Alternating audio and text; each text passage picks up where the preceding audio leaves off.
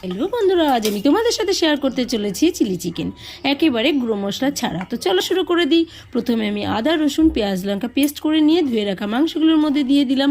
তারপরে green chilli sauce, soya sauce, red chilli sauce, vinegar, দই, লবণ, হলুদ, টমেটো সস আর একটা ডিম ফেটিয়ে দিলাম আর খানিকটা কর্নফ্লাওয়ার দিয়ে 1 ঘন্টার জন্য মাখিয়ে আমি রেখে দিলাম ঢেকে। আর এদিকে আমি তেলের মধ্যে সব একে একে মাংসগুলো ভেজে নিলাম।